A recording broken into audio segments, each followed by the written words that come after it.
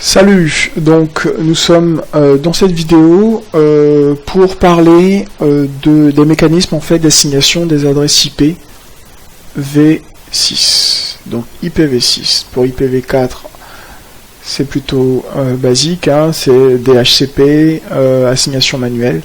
Donc c'est les deux principales méthodes qui existent. Au niveau IPv4, on a vu également en fait, ça s'applique à l'IPv6 également en fait l'assignation donc hiérarchique, hein, qui doit également correspondre en fait à la topologie de notre réseau. Donc pour ce qui est des assignations en fait des adresses IPv6, donc nous avons principalement 5 méthodes. La méthode 1 est la méthode manuelle. Donc cette méthode-là consiste juste à avoir notre préfixe. Donc si on doit en fait subdiviser notre adresse globale, site local, ou plutôt en fait notre adresse globale ou unique locale au niveau de nos différentes machines, ben, ces adresses-là en fait seront mises manuellement poste par poste sur chaque interface réseau.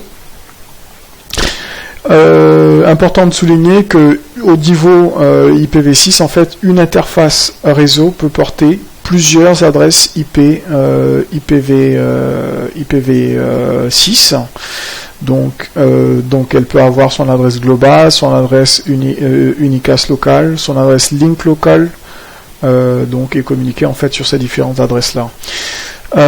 Donc au niveau des méthodes, nous avons donc la méthode, on va dire, automatique, donc dite Slack, donc stateless automatic address configuration, donc qui est définie dans la RFC. À chaque fois quand je l'ai, en fait, je partage avec vous en fait la RFC pour ceux qui souhaitent creuser un peu plus. Donc la RFC 2462.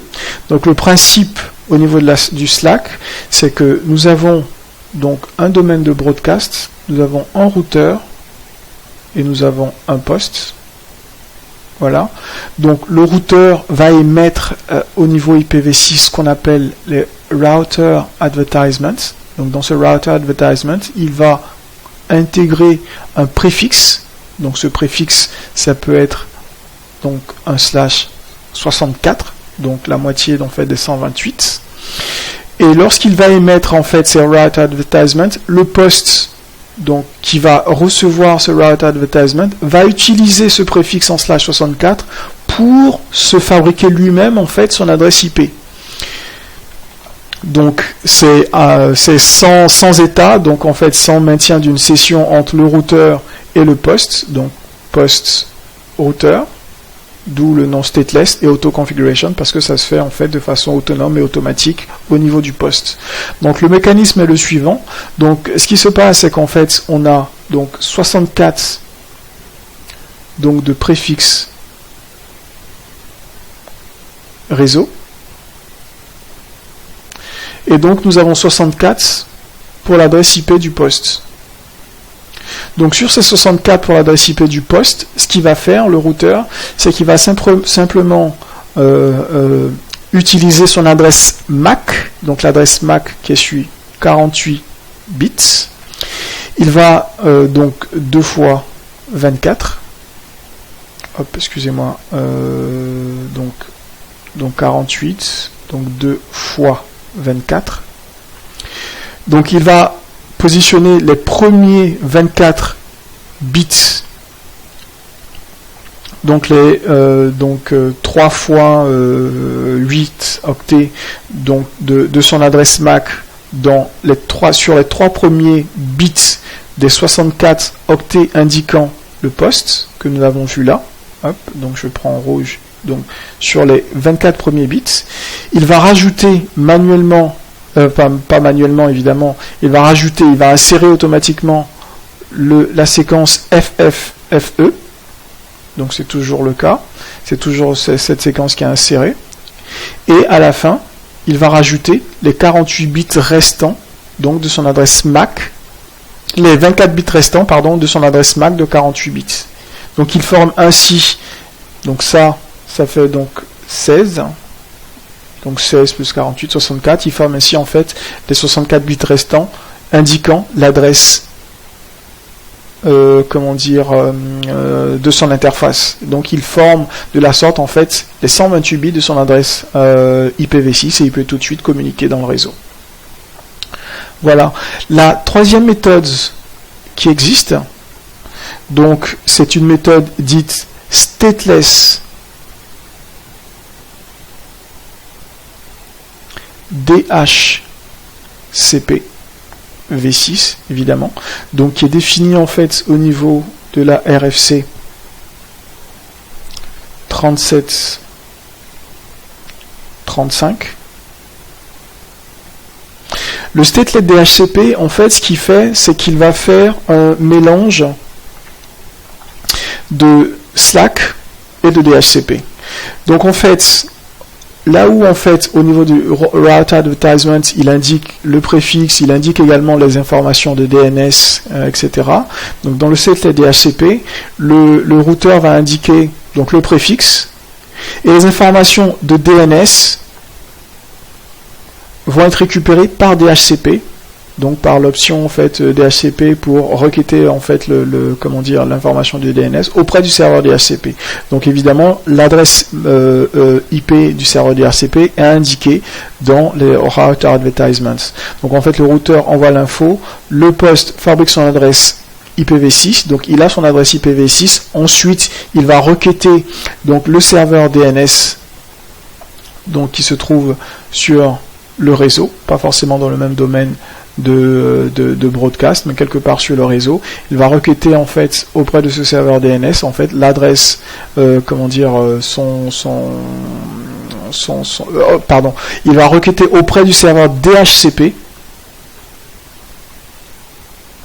l'adresse du serveur DNS et l'inscrire en fait dans sa configuration et le poste est prêt à communiquer.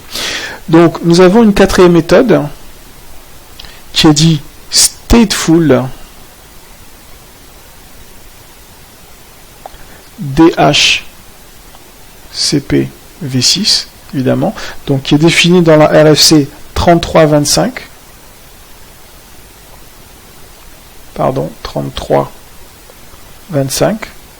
et donc en fait ce qui va se passer c'est que là en fait c'est entièrement automatique. Donc en fait on a le poste qui va faire suivant la même séquence en fait qu'on a en IPv4, il va envoyer en fait ces DHCP requests, il aura les DHCP offers des serveurs DHCP sur le réseau dans le domaine de broadcast, ou alors si le routeur est configuré en relais, il va relayer en fait ces requêtes là vers le serveur DHCP qui va servir la totalité de la configuration donc au poste qui positionnera son adresse IP. Dans ce cas-là en fait la stratégie d'adressage elle est positionnée au niveau du serveur DHCP pour pouvoir définir en fait l'adresse IP des postes. Nous avons en fait une cinquième méthode. Cette cinquième méthode est dit stateful DHCP V6 bien sûr with prefix delegation. En fait dans ce cas-là ce qui se passe c'est que le serveur DHCP qui peut être n'importe où dans le réseau, donc je le positionne ailleurs cette fois-ci, voilà, donc on le met DHCP.